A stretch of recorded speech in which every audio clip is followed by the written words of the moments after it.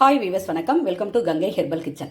இன்றைக்கி என்ன உங்களோட ஷேர் பண்ண போகிறேன்னா, ரொம்ப உடம்புக்கு ஆரோக்கியமானதுங்க. டாப் டு பாட்டம் எல்லாத்துக்குமே சரியானது. ஆப்பம் அவ்வளோ உடம்புக்கு நல்லதுங்க. ஆப்பத்தோட அளவு எல்லாமே நம்ம சேனலில் கொடுத்துருக்கோம். இப்போ புதுசாக பார்க்குறீங்க அப்படின்றவங்களுக்காக நான் கொடுக்குறேன். 1 டம்ளர் புழுங்கலரிசி, 1 டம்ளர் பச்சரிசி, 1 ஸ்பூன் வெந்தயம். இப்படி உங்கள் கையால் பிடிச்ச பிடியில் அப்படியே அழுத்தி பிடிக்க வேணாம். இப்படி எடுத்து ஒரு பிடி விழுந்து நல்லா கழுவிட்டு ஊற வச்சுருங்க. 5லேருந்து 6 மணி நேரம் ஊறினா போதும். ஏன்னா இது கூட தெரியாதா அப்படின்னு நினைக்காதீங்க. இப்போ தான் சமைக்க போகிறேன், இப்போ தான் கற்றுக்க போகிறேன்ற குழந்தைங்களுக்காக சொல்கிறேன். தெரிஞ்சவங்களுக்கு ஓகே, சரியா? ஊற வச்சுட்டு நல்லா ஆட்டிட்டு நம்ம தண்ணியாக உங்கள் ஆப்பம் எந்த அளவுக்கு ஊற்றுவீங்க பாருங்கள். இந்த அளவுக்கு நல்லா தண்ணி அந்த ஆட்டின கிரைண்டர்லையோ மிக்சிலையோ ஆட்டிட்டு அந்த தண்ணியை இதில் சேர்த்து வச்சுருங்க. உப்பு போட்டு கரைச்சி வச்சுருங்க. அரைக்கும் பொழுது ஒரே ஒரு பொடி சாப்பாட்டு நம்ம சாதம் வச்சுருக்கோம் இல்லையா, சாதம் வடிக்கிறோம். மத்தியானம் வடிக்கும்போது ஆப்பம் ஊற வைக்க போகிறோன்னா ஒரு பிடி சாதம் எடுத்து வச்சுருங்க. அது கூட சேர்த்து கடைசியாக கரைச்சி வச்சுட்டிங்கன்னா வேறு எதுவுமே தேவையில்லைங்க. ஆப்பம் இங்கே பாருங்கள் சூப்பராக வரும். நம்ம வீடியோவில் நான் ஷேர் பண்ணியிருக்கேன்.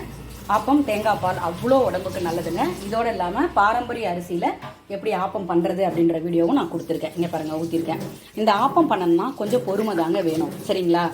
இப்போ இதோட இந்த ஆப்பம் இதை மாதிரிலாம் பண்ணுறோன்னு வச்சுக்கோங்களேன், ஒரே வேலையாக பண்ணிகிட்டு இருந்தோம்னா கஷ்டமாக இருக்கும். அப்போ சைடில் இந்த மாதிரி ஏதாவது ஒரு வேலை நான்லாம் வேர்க்கடலை வறுத்த வேர்க்கடலை வாங்க மாட்டேங்க கடையில். நான் வாங்கி காய வச்சுட்டு அப்புறம் தான் சொத்தையெல்லாம் தூக்கி போட்டு அதுக்கப்புறம் நானே வறுத்துப்பேன். இந்த பதிவு நான் உங்களுக்கு நிறைய கொடுத்துருக்கேன். அதனால் எதையுமே நம்ம கடையிலேருந்து வாங்கி அப்படியே சாப்பிடாதீங்க. அது முடியல அப்படின்றவங்களுக்கு ஓகே. ஏன்னா வயதானவங்க வேலைக்கு போகிறோம் அப்படின்ற நேரத்தில் முடியலன்ற டைமில் அவங்க அப்படி பயன்படுத்திக்கலாம். நம்மளால் முடியுது அப்படின்னும்பொழுது கண்டிப்பாக நம்ம ஆரோக்கியத்தில் கொஞ்சம் கவனம் செலுத்துங்க. இப்போ நம்ம ஆப்பத்துக்கு வந்துடலாமா? இது மாவு, இங்கே பாருங்கள். ஆப்பம் தேங்காய் பால் கொஞ்சம் ஏலக்காயில் போட்டுக்கோங்க அரைக்கும்போது, தேங்காய் அரைக்கும்போது. அப்படி இல்லை ஏலக்காய் பொடி இருந்தாலும் அதில் சேர்த்துக்கோங்க. நாட்டு சக்கரை சேர்த்துருக்கேன், ஓகேங்களா? இது தேங்காய் பால் எடுத்தாச்சு. ஏன் ஆப்பம் காலில் சாப்பிட்ணும் அப்படின்னு பார்த்தீங்கன்னா, நம்ம வீடியோ போய் செக் பண்ணி பாருங்கள். தேங்காய் வாழைப்பழத்தை பற்றி பரம்பரை சித்த மருத்துவர்கள் என்னோட கணவர் தான், அவங்க ஒரு ஃபுல் பதிவு போட்டிருப்பாங்க, அதை பாருங்கள். ஏன்னா இதில் ஒரு சுபகாரியங்கள் பண்ணுறோன்னா தேங்காய் வாழைப்பழம் அதை தான் முதல்ல பிரதானமாக வைப்பாங்க. அது மாதிரி தேங்காய் கோயிலுக்கு நம்ம போனோம்னா தேங்காய் உடைச்சிங்க அப்படின்னாக்கா, தேங்காய் என்ன பண்ணுவாங்க அப்போல்லாம் அப்படியே கோயிலில் உட்காந்து ஒரே ஒரு நெத்து அப்படியே படிக்கட்டில் நெத்துவாங்க. நெத்தி நம்ம எத்தனை பேர் வந்திருக்கோமோ அந்த உறவினர்கள் எல்லாம் அந்த தேங்காவை கடிச்சு சாப்பிடுவாங்க, சரிங்களா? தேங்காவும் வாழைப்பழமும் அவ்வளோ நல்லதுங்க. அதை பற்றின பதிவு நம்ம வீடியோவில் இருக்குது, வேணுன்றவங்க போய் பார்த்துக்கோங்க, சரியா? இப்போ தேங்காய் பால் யாரெல்லாம் சாப்பிட்லாம் அப்படின்னா எல்லாருமே சாப்பிட்லாங்க. தேங்காய் பால் சுகர் இருக்குது சாப்பிட்லாமா, இந்த மாதிரி எடுத்துக்கலாம். சுகர் இருக்கிறவங்களும் ஆப்பம் தேங்காய் பால் சாப்பிட்லாம். ஆனால் ஸ்வீட்டை கம்மி பண்ணிக்கோங்க, சரிங்களா? அதுக்கப்புறம் சின்ன குழந்தையிலேருந்து வயதானவங்க வரைக்கும் எல்லாருமே சாப்பிட்லாம். நம்ம குண்டாக இருக்கிறோம் அப்படின்னும் பொழுது அவங்க என்ன பண்ணால் ஆப்பம் தேங்காய் பால் சாப்பிட்லாம். ஆனால் நம்ம தனியாக தேங்காய் பால் சாப்பிடுவோம் பார்த்தீங்களா, அதை என்ன பண்ணணும்னா காலையில் சாப்பிடுங்க. அதுவும் கொஞ்சமாக எடுத்துக்கோங்க. ஒரு 1/4 டம்ளர் இல்லை 1/2 டம்ளர் கொஞ்சமாக லைட்டாக வெதுப்பான சுட பண்ணி குடிச்சிக்கோங்க. அதில் கொஞ்சம் மஞ்சள் பொடி போட்டுக்கலாம், மிளகுத்தூள் போட்டுக்கலாம். அதுவும் நம்ம வீடியோவில் நிறைய நான் ஷேர் பண்ணியிருக்கேன். அவ்வளோ நல்லதுங்க. அதாவது கண், உடல் உறுப்புகள், ஸ்கின்னு எல்லாத்துக்குமே அவ்வளோ நல்லது. ஹேருக்கு எல்லாத்துக்குமே. நம்ம பொதுவாகவே சொல்கிறேன், நீங்கள் வாயில் என்ன போடுறீங்களோ அதுதான் உங்களுக்கு உடலுக்கு நோய் உண்டு பண்ணணுமா வேணாமான்னு டிசைட் பண்ணுறது. இன்னும் கொஞ்சம் வேகணும், ஓகேங்களா? நல்ல கிறிஸ்பியாக சிகப்பாக வரும். ஒரு அரிசியை பொறுத்து இருக்குது அதுவும், சரிங்களா? நான் அந்த முறுமுறுப்பா அப்படின்றத நான் அவாய்ட் பண்ணிவிடுவேன். நம்ம தேங்காய் பால் ஊற்றினா எப்பயும் சட்டிலாக தான் ஆக போகுது இல்லைங்களா?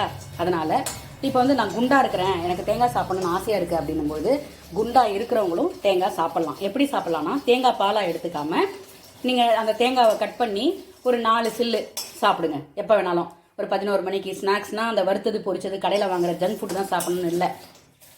ஒரு வாழைப்பழமும் 4 தேங்காவும் 4 பத்தை தேங்காவும் சாப்பிட்டிங்கன்னா சூப்பராக அருமையான ஒரு ஸ்நாக்ஸுங்க. நம்ம உடலுக்கு டாப் டு பாட்டம் நல்லது செய்யும் அது, ஓகேங்களா? ஃபாலோ பண்ணி பாருங்கள். இப்போ ஆப்பம் தேங்காய் பால் ஏன் வச்சாங்க அப்படின்னா, இந்த உடலுக்கு நம்ம ஒன்று நம்ம மூதாதையர்கள் முன்னோர்கள் எதுக்காக வச்சாங்கன்னா, நம்ம உடல் ஆரோக்கியத்தோட உணவை சம்மந்தப்படுத்தி தான் எல்லாமே பண்ணியிருக்காங்க. ஓகே, நம்ம அந்த உணவுகள்லாம் மறந்துடுறோம்.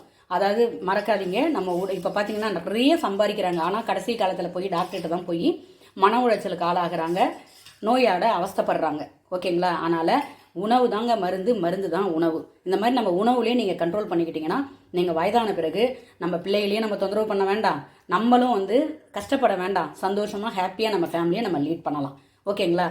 நம்ம சேனலில் போய் பாருங்கள். தேங்காயும் வாழைப்பழத்தை பற்றின ஒரு வீடியோ இருக்குது, செக் பண்ணி பாருங்கள். செக் பண்ணி பார்த்துட்டு உங்கள் மனசில் என்ன தோணுதோ அந்த பதிவிடுங்க. உங்களுக்கு யூஸ்ஃபுல்லாக இருக்கும்னு நம்புகிறேன். நம்ம சேனலை போய் பாருங்கள். பார்த்துட்டு நீங்கள் அதே மாதிரி ஃபாலோ பண்ணிட்டு வந்தீங்கன்னா கண்டிப்பாக மாத்திரை சாப்பிட்றீங்கன்னா அதுலேருந்து நீங்கள் விடுபடலாம். நோய் வராமல் பாதுகாக்கலாம். டாக்டர்னா நோயே வராதா அப்படின்னு கொஸ்டின் பண்ணாதீங்க. டாக்டரும் மனிதர்கள் தான், அவங்களுக்கும் நோய் வரும். என்னன்னா அந்த வீரியம் வந்து கம்மியாகும். சரிங்களா? இப்போ இது ஆப்பம் தீய போது நான் எடுத்துடுறேன். இந்த பதிவை பார்த்துட்டு உங்கள் மனசுக்கு பிடிச்ச மாதிரி இருக்கா அப்படின்னு சொல்லுங்கள். மனசுக்கு பிடிக்கிறத விட உடல் ஆரோக்கியம் நல்லா இருக்கான்னு பாருங்கள். ஓகேங்க? பார்த்துட்டு உங்களுக்கு மனசில் என்ன தோணுதோ அதை பதிவிடுங்க. மறக்காமல் உங்கள் சப்போர்ட் பண்ணுங்கள். மறக்காமல் சப்ஸ்கிரைப் பண்ணிக்கோங்க, ஷேர் பண்ணுங்கள், லைக் பண்ணுங்கள், கமெண்ட் பண்ணுங்கள். உங்கள் சப்போர்ட்டை கொடுத்துக்கிட்டே இருங்க. இது வரைக்கும் சப்போர்ட் கொடுத்தமே அனைவருக்குமே மிகப்பெரிய நன்றிகள்.